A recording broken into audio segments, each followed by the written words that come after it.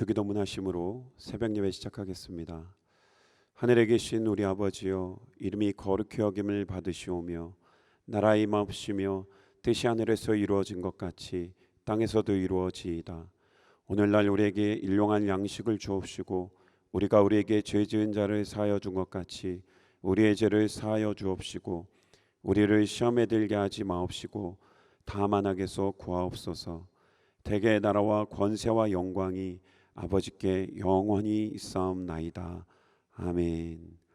찬송가 93장 예수는 나의 힘이요 찬양 드리겠습니다.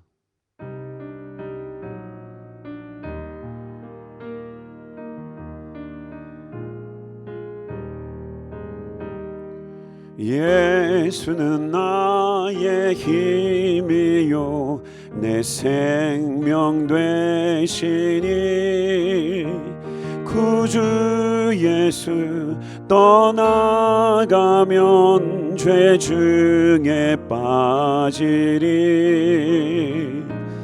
눈물이 앞을 가리고 내 맘에 근심 쌓일 때 위로하고 힘주시리 주 예수. 예수는 나의 힘이요 내 친구 되시니 그네를 간구하면 풍성히 받으리.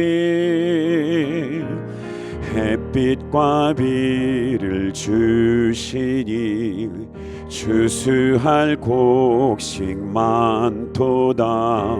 귀한 열매 주시는 이 주 예수. 예수는 나의 힘이요 내 기쁨 되시니 그 명령을 준행하여 늘 충성하겠네.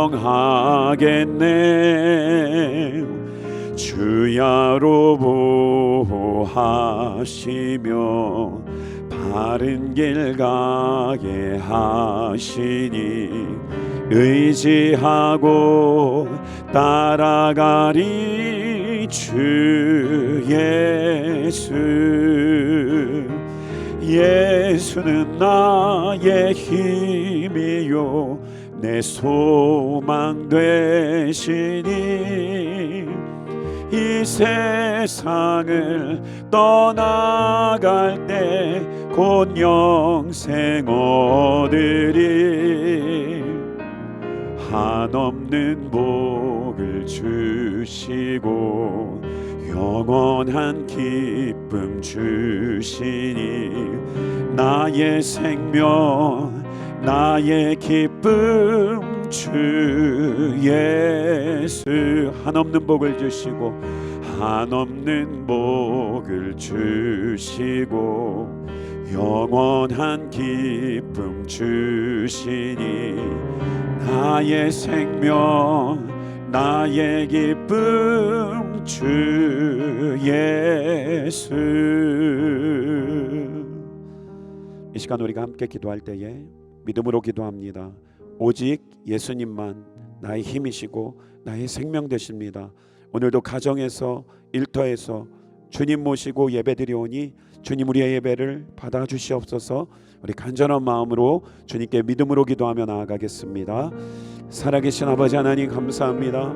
이 새벽에도 우리의 영혼을 사랑하여 주시고 하나님 각자의 예배 처소에서 주님께서 우리를 깨워주시고 불러주시고 인도해 주셔서 하나님 오늘 주님 예배로 나아가게 하심을 감사합니다. 예수님 모시고 주님 바라며 기대하며 소망하며 기도하며 찬양하며 예배로 주님 앞에 나아갑니다. 하나님 우리의 마음이 드려지기 원합니다. 정성이 주님 앞에 인정되기 원합니다.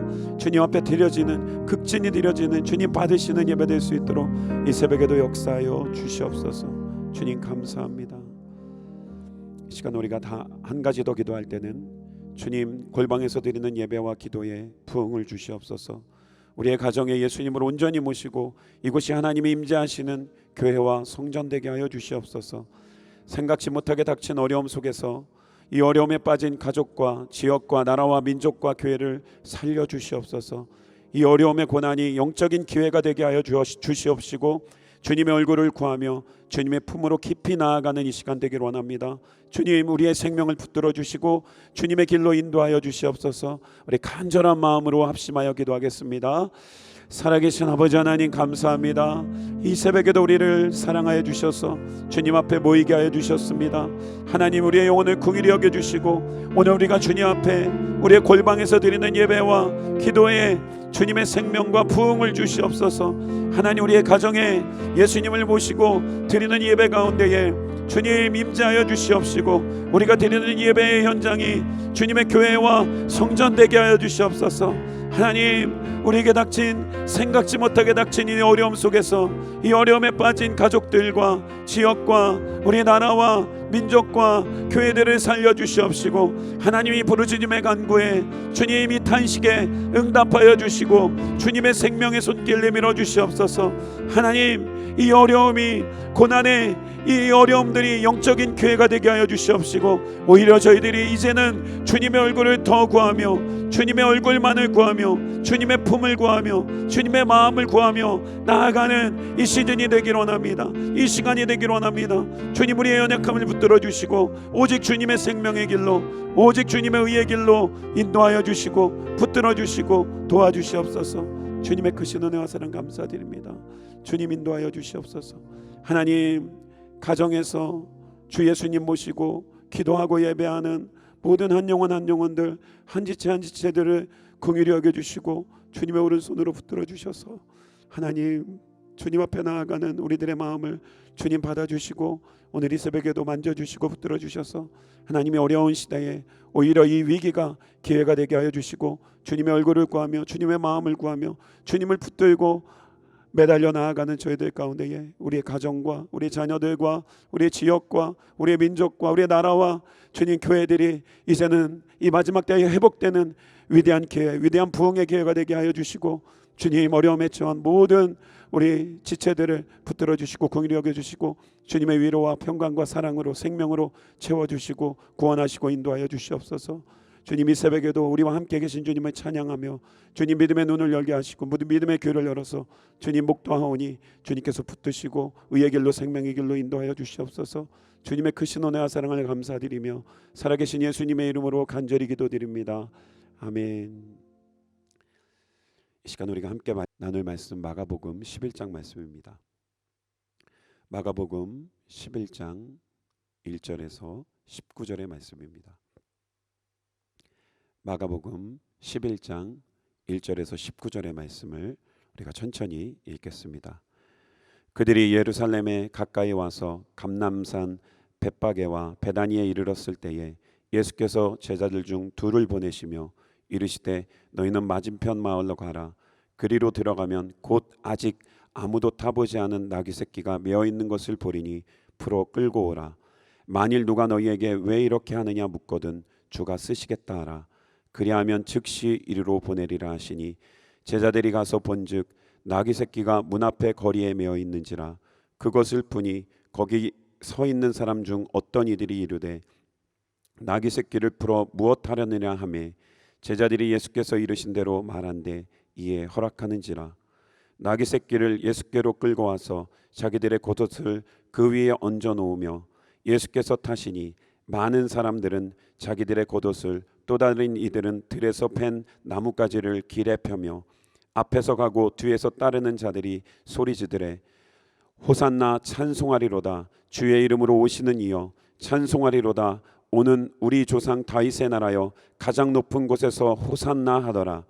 예수께서 예루살렘에 이르러 성전에 들어가사 모든 것을 둘러보시고 때가 이미 저물매 12제자를 데리시고 베다니에 나가시니라. 이튿날 그들이 베다니에서 나왔을 때에 예수께서 시장하신지라. 멀리서 잎사귀 있는 한 무화과 나무를 보시고 혹 그 나무에 무엇이 있을까 하여 가셨더니 가서 보신즉 잎사귀 외에 아무것도 없더라. 이는 무화과의 때가 아님이라. 예수께서 나무에게 말씀하여 이르시되 이제부터 영원토록 사람이 내게서 열매를 따먹지 못하리라 하시니 제자들이 이를 듣더라. 그들이 예루살렘에 들어가니라. 예수께서 성전에 들어가사 성전 안에서 매매하는 자들을 내쫓으시며 돈 바꾸는 자들의 상과 비둘기 파는 자들의 의자를 둘러 엎으시며 아무나 물건을 가지고 성전 안으로 지나다님을 허락하지 아니하시고 이에 가르쳐 이르시되 기록된 바 내 집은 만민이 기도하는 집이라 칭함을 받으리라 하지 아니하였느냐.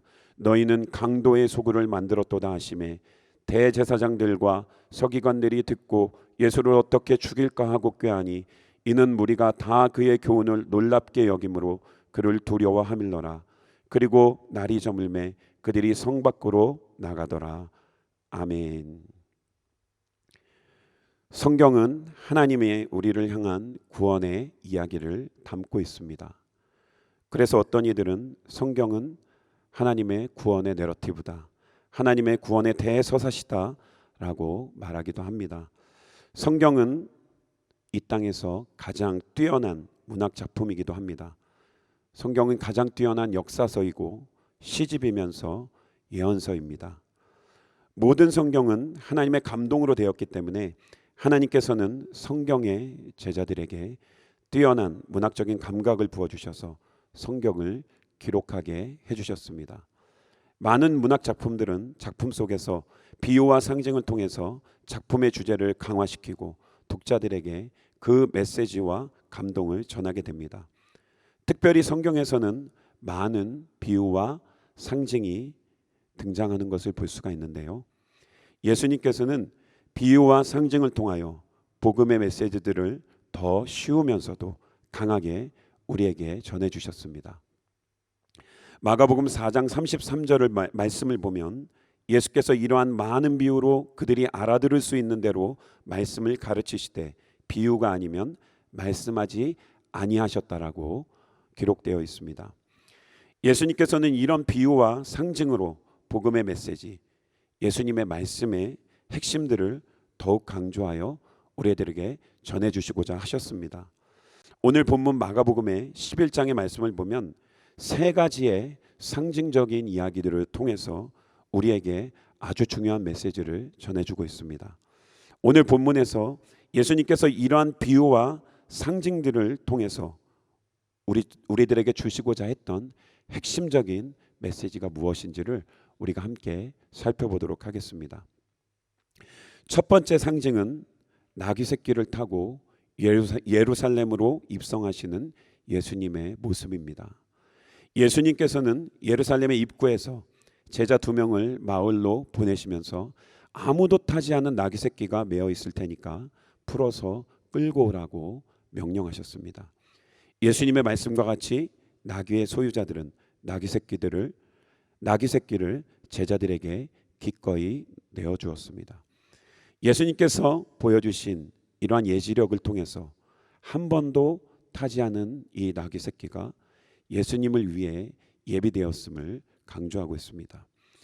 예수님께서 나귀 새끼를 타고 예루살렘으로 입성하실 때에 백성들은 자신의 겉옷과 또 종려나무 가지들을 길에 펴고 흔들면서 예수님의 앞에 가고 또 뒤에 가면서 그 가지들을 흔들며 소리를 지르면서 예수님을 찬양했습니다.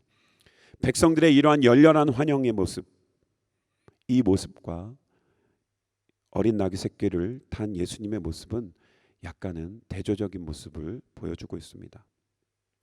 그런데 이러한 예수님의 모습이 구약 성경에 매우 구체적으로 예언되어 있음을 우리가 찾아볼 수 있는데요. 스가랴서 9장 9절의 말씀입니다. 제가 여러분들에게 읽어드리도록 하겠습니다. 스가랴서 9장 9절의 말씀입니다. 시온에 따라 크게 기뻐할지어다.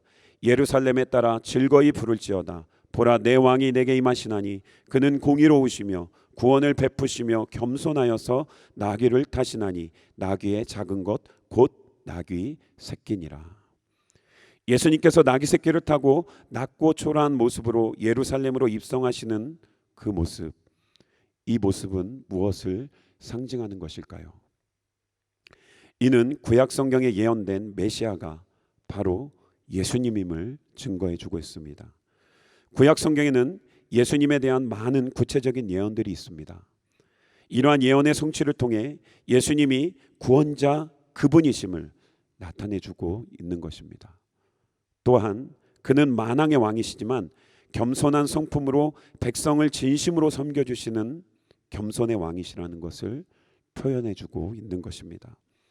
예수님을 등에 태우고 가는 고개 숙인 연약한 어린 낙이 새끼의 모습과 같이 그 위에 올라타신 예수님은 구원의 십자가를 지심으로 우리의 죄를 대신 지시는 가장 낮은 자의 모습으로 오신 우리의 겸손의 왕이심을 상징적으로 보여주고 있는 것입니다. 마가복음 10장 말씀에도 인자가 온 것은 섬김을 받으려 함이 아니라 도리어 섬기려 하고 자기 목숨을 많은 사람의 대속물로 주려 함이니라. 예수님께서 우리에게 말씀해 주셨습니다. 두 번째 상징은 열매 없는 무화과 나무입니다. 예수님께서는 잎만 무성하고 열매 없는 무화과 나무를 저주하셨습니다. 열매 없는 무화과 나무는 이스라엘의 영적인 상태를 보여주고 있습니다. 이스라엘은 하나님의 선택받은 선민이고 특별히 선택받은 나라이지만 그들은 결국 하나님의 말씀과 하나님을 저버렸습니다. 결국 무화과 나무는 뿌리부터 말라서 죽어버리고 말았습니다. 무화과 나무의 죽음은 이제 열매 없는 이스라엘과 그 이스라엘과 관계가 주님과의 관계가 종식되고 온 인류를 향한 새로운 약속이 시작됨을 상징하고 있는 것입니다. 오늘 14절의 말씀에 이제부터 영원토록 사람이 내게서 열매를 따먹지 못하리라. 예수님께서 이러한 경고의 말씀을 주셨는데요. 예수님의 말씀은 육적인 이스라엘의 기능이 완전히 중지되었음을 암시하는 것입니다. 요한복음 15장에서도 포도나무 가지인 우리가 참 포도나무이신 예수님을 떠나서는 아무 열매를 맺을 수가 없으며 또 열매 없는 가지는 불에 던져 살라버린다고 경고하셨습니다. 우리는 언제나 주님께서 나에게 요구하실 때 나의 열매를 내어드릴 수 있는 자가 되어야 하는 것입니다. 왜냐하면 예수님을 의뢰하는 자에게 그분이 공급해 주시는 그 풍성한 은혜와 영향은 완전하고 온전하기 때문입니다.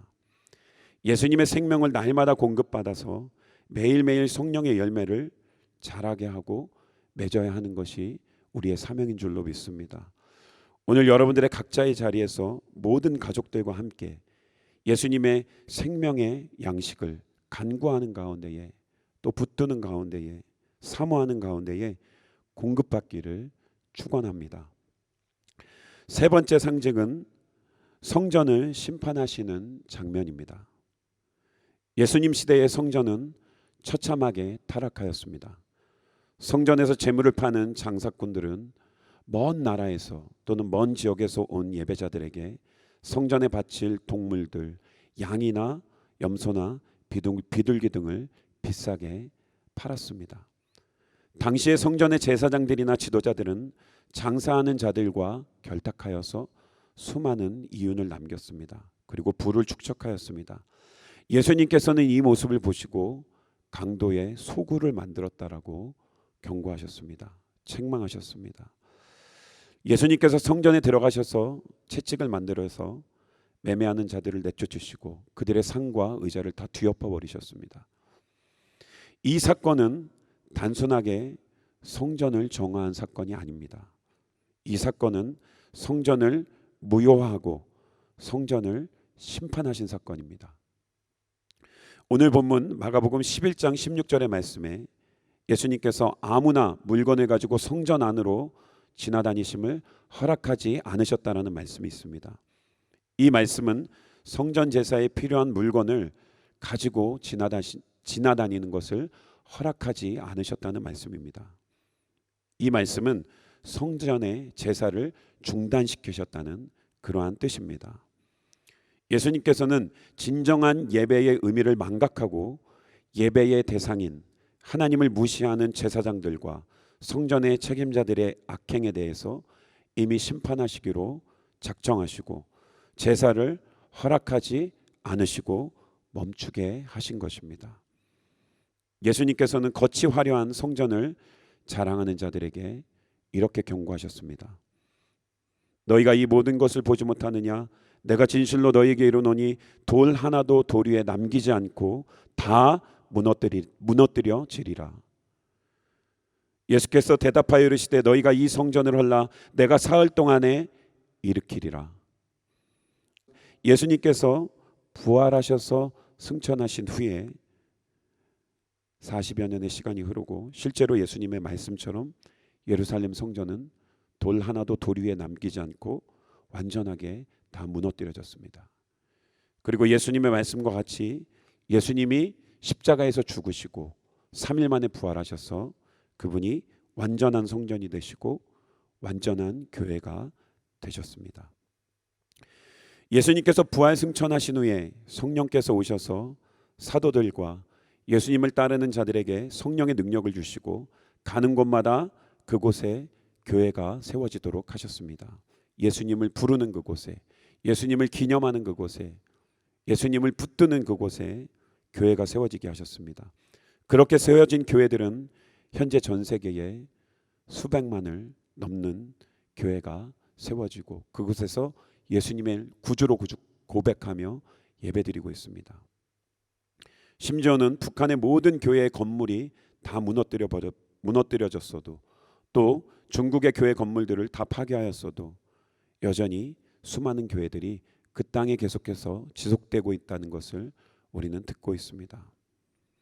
그런데 오히려 선택받은 이스라엘의 성전에서는 하나님의 임재하심이 멈추어졌습니다. 예수님께서는 그 성전을 폐하시고 타락한 성전을 무효화시키셨습니다. 그리고 예수님 자신이 직접 화목제물이 되셔서 누구든지 예수님을 믿음으로 고백하며 나아오는 그 자들에게 하나님의 품으로 나아갈 수 있는 길을 열어놓으신 것입니다. 사람들은 건물을 성전과 교회로 생각하지만 실제적인 교회는 예수님 자신이십니다. 베드로가 예수님께 이렇게 고백합니다. 주는 그리스도시요 하나님의 아들이십니다. 이렇게 고백할 때 그 고백 위에 예수님께서는 자신의 교회를 세우시겠다고 언약해 주셨습니다. 예수님을 진심으로 모시고 그의 이름을 전심으로 고백하는 그곳이 바로 진정한 교회인 줄로 믿습니다. 오늘 여러분들의 계신 각자의 자리에서 예수님을 기쁨으로 모시고 예배한다면 여러분들의 계신 그곳이 바로 성전이고 예수님께서 말씀하신 교회가 되는 것입니다. 오늘 말씀을 정리하겠습니다. 오늘 예수님께서 보여주신 세 가지의 상징적인 사건들을 우리가 기억하면서 첫 번째, 어린 나귀를 타신 예수님의 겸손한 성품을 기억하시기 바랍니다. 그리고 그 나귀를 타신 예수님을 겸손함으로 바라보시길 바랍니다. 두 번째는 열매 없는 무화과 나무를 바라보며 경고하신 예수님의 그 어미하신 경고를 우리가 기억하고 이에 대한 경각심을 가지고 열매 없는 나무가 아니라 열매 맺는 나무가 되시는 저와 여러분 되기를 간절히 소망합니다. 마지막으로 예수님께서 성전을 노하심으로 심판하시는 것을 바라보며 우리의 마음과 우리의 중심이 서 있는 이곳이 주님께서 선택하신 성전임을 깨닫고 우리의 성전을 깨끗하고 순결한 성전이 되도록 날마다 힘쓰기를 바랍니다. 그래서 주님께서 우리의 마음과 성전과 우리 마음의 성전과 가정의 성전에 날마다 임하시도록 준비하시는 여러분 되기를 간절히 소망합니다. 오늘도 가정에서 일터에서 예배드리는 여러분들의 모든 지경에 예수님 충만히 거하시는 임마누엘의 축복이 가득하시기를 간절히 축원합니다. 이 시간 우리가 함께 기도하도록 하겠습니다. 주님, 어린 나귀를 타신 예수님의 모습처럼 예수님의 성품 닮아서 겸손함으로 주님께 나아가는 저희들 되게 하여 주시옵소서. 우리의 삶이 열매 없는 무화과 나무가 되지 않도록 날마다 경성하게 하시고 성령의 열매 맺는 우리의 모든 삶이 되게 하여 주시옵소서. 내 안의 마음의 성전을 예수님의 보혈로 정결하게 하여 주시옵시고 예수님 모시는 우리의 가정의 성전 가운데에 모든 불의와 악함이 예수님의 이름으로 떠나가게 하여 주시옵시고 오늘도 가정 속에서 주님의 교회를 든든히 세워나가게 하여 주시옵소서. 이러한 소망으로 우리 간절한 마음으로 합심하여 기도하겠습니다. 살아계신 아버지 하나님 감사드립니다. 우리를 사랑하시는 주님, 오늘 말씀을 통하여서 귀한 이 말씀과 상징을 통하여서 하나님 우리가 깨닫게 하여 주심에 감사합니다. 어린 나귀를 타신 예수님의 모습처럼 예수님의 성품 닮아 예수님 따라가는 저희들 되기 원합니다. 하나님 우리의 삶이 열매 맺는 무화과 나무가 되게 하시고 열매로 풍성하게 하시고 예수님의 생명의 열매 맺게 하시고 성령의 열매 맺게 하여 주시옵소서. 내 안의 마음의 성전 예수님을 온전히 모시고 하나님 내 마음의 성전이 깨끗하지 못하다면 예수 그리스도의 보혈로 정결하게 하여 주시고 하나님 우리의 가정과 내 마음의 성전이 깨끗한 성전 주님을 모시는 성전이 되게 하여 주시고 하나님 모든 악한 것은 예수님의 이름으로 떠나가게 하여 주시고 하나님 오늘도 우리의 가정에서 일터에서 주님을 예배할 때에 주님의 임마누엘의 충만함이 아버지 하나님 우리의 모든 지경에서 날마다 임하게 하여 주시옵시고 날마다 아버지 하나님 가는 곳마다 주님 아브라함처럼 제단을 쌓으며 주님을 바라며 부르며 기대하는 저희들 되게 하여 주시옵소서. 주님 사모합니다. 주여 인도하여 주시옵소서.